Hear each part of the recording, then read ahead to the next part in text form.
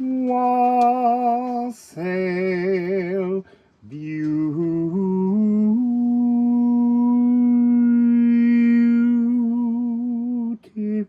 people. It's a really blustery day out. Stormy, it's quite sunny. I'm going to put those over there. I'm going to put this here. Thank you, everybody, for all of the beautiful birthday wishes. I replied to them all today, and just reading them all and responding to them all is a really enlivening, uplifting, wonderful thing. And we're going to just do a reading today from me to all of you for your loving kindness, your support. So let's just see what, confirmation burps. I've been burping for the last few hours. We're releasing, perhaps. Let's see what the cards would like to say. So, Liffruma Healing Oracle. What would you like to share with us?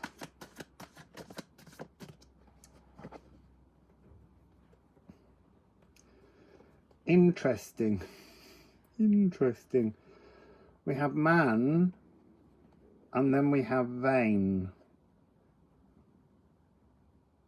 And vain is to change, is to no longer be portraying a version of you that you anticipate somebody needs to see, but just to be yourself.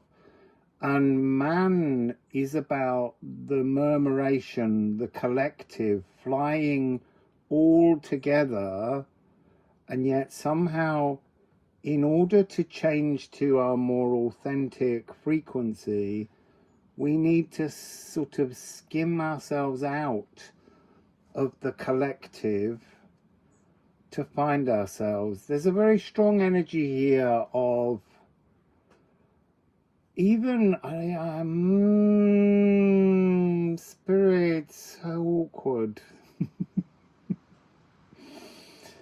So there is an energy here where the spiritual collective must transform. It must transform. The problem we have is the addictions we have to readers who are doing just that. They are leading a flock, and they're utilizing trickery, not truth. They're utilizing the liveries of others, meaning the outfits, the energies. And so that is a really strong frequency at the moment. When I scroll through YouTube looking for something, looking to enjoy someone offering a reading to help people, there's so much clickbait out there. I mean, maybe I should use a clickbait title to get people to click on it so that they might hear this message. I don't know. I have an aversion to clickbait titles because it feels like a form of glamour, like a trickery. So I watched a reading the other day, and the chap said that this had a prophecy coming through it, the likes of which he'd never witnessed in a reading, and yet it wasn't in the reading at all. That was just to get people to click on there and subscribe. And I have to say that when in reading the comments, no one's bothered by the clickbait because they're so deeply caught in the delusion of it. So I don't know. I don't know whether I will or not. You'll know now because you clicked on it. But if I did do a clickbait title, I'm sorry, but I needed to get you to click on so that you could hear about the tricks. you know, the trickster energy. This is not the energy I thought I was going to sit down and read today. Let's go to the musical Alchemy of Astrology and let's just move past that subject.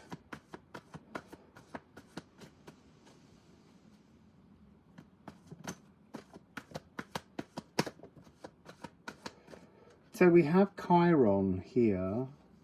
Chiron is the nervous system. Chiron is be healed, the 13-string lyre of Olympus. Now, the 13-string lyre is not necessarily a true instrument, but it's us. We are the 13-string lyre of Olympus. So we have 12 energy centers that match the 12 notes. And when they are in an alignment, when we bring them out of the shadows into the truth, into the honesty, when we transform to our own authentic beliefs, truths, then we can straddle the material and the esoteric realms. It's to do with accepting primal wounds. Chiron is very much the primal wounding. I did a reading a long time ago in Portugal that was all about primal wounds, and I did them according to star signs. And it's about healing shadows, and it comes with the metal of nickel. Nickel is to do with attracting fluidity. So again, this being stuck in the clickbait, being addicted to readings, that's really the frequency coming forwards here. So I am ill, yeah, when you're caught in someone else's manipulation, or I am healed. I mean, look, I do understand that many readers need to do the kind of clickbait titles because they need to generate income. I need to generate income, but I can't do it through deceit. You know, I can't do half a reading and then you have to pay on Vimeo for the next half of the reading. Spirit says to me that it's important that readings are just free. And if people wish to donate, then that's up to them to do that. And I am always grateful because I always need to eat and I need a bed. But I can't bring myself to do the other form, which has become standard now. So you get half a reading, and then if you can't afford the extended, you don't get the full message. And that's not fair. So this is standing in your full truth. Standing in your full truth. I feel like that's what I'm doing right now, is admitting to truths that I don't mention because it's critical of others, but I think it's critical for all of us to understand how we get fooled. So we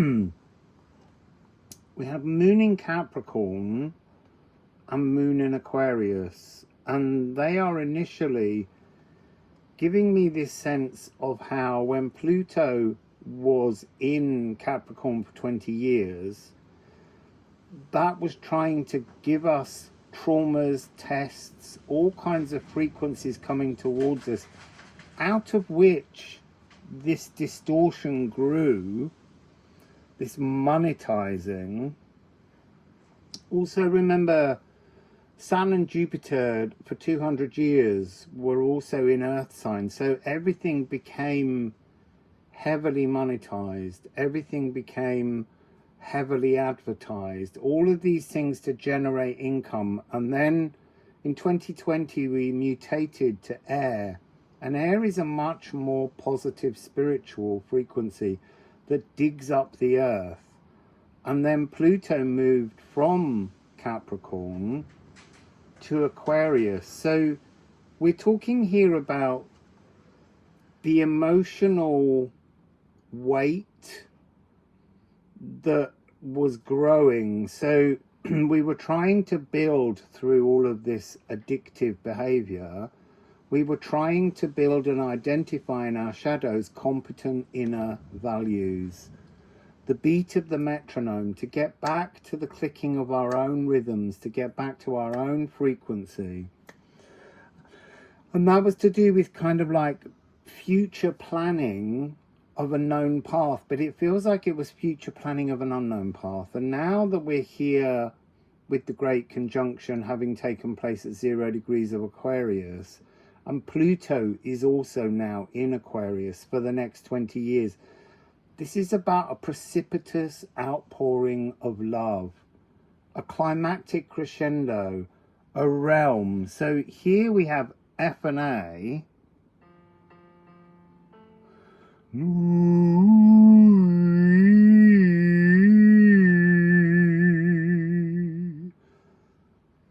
And when we get here, we have the B of Uranus, because Saturn rules Capricorn, but Saturn also rules Aquarius. It's the only one where there are two signs that are concurrent with each other, consecutive, that have the same ruler, but it also has Uranus. So you get this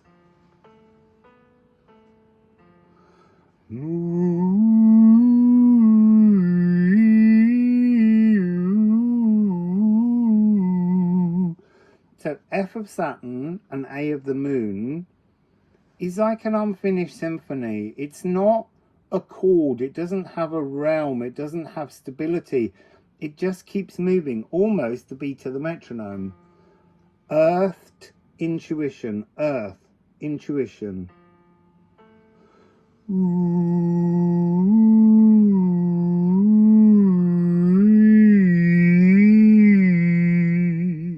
And now that we've got Moon in Aquarius, the Moon was in Aquarius yesterday.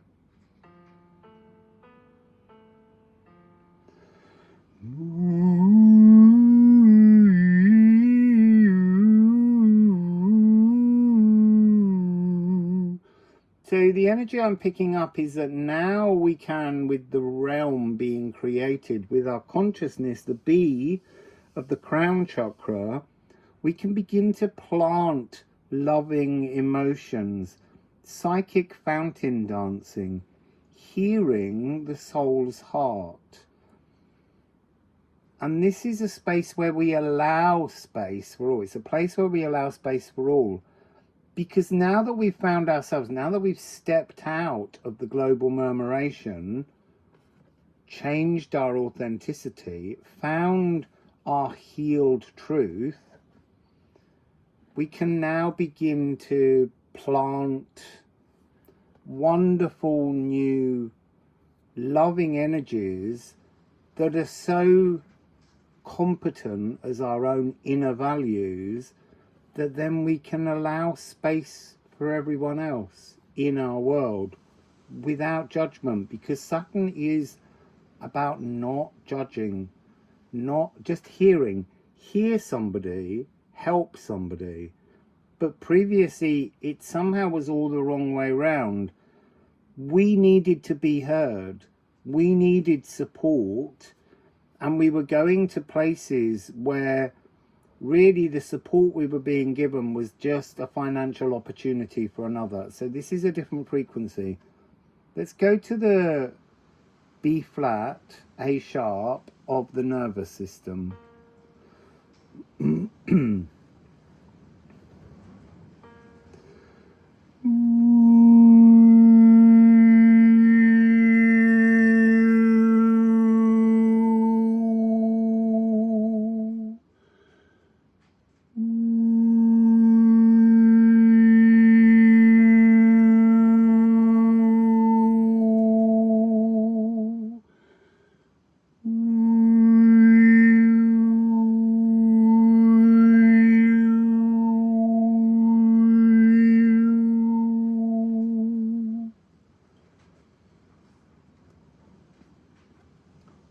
So I'm also picking up, because of the Pluto frequency, the notion of the spine and the nervous system wiring in together. So let's have those two notes.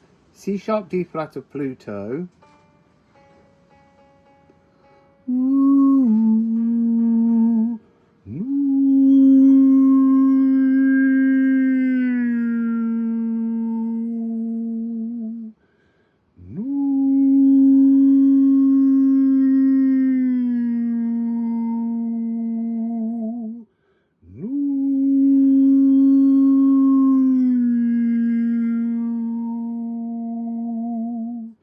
So I'm just gonna shuffle one more card from the runes to end, because this has gone over 10 minutes, people. So yeah, it's really, this is a message about learning to disengage from those heavily monetized channels that are really just providing you with an addiction rather than a healing. We need healings. Oh, money, wealth. But this is really coming across as your own wealth, your own abundance. And yeah, there is something where, as I'm doing this reading, Spirit is saying to me, put in a title to pull people in that talks about receiving abundance. You will only receive abundance when you are true to yourself, when you are authentically you.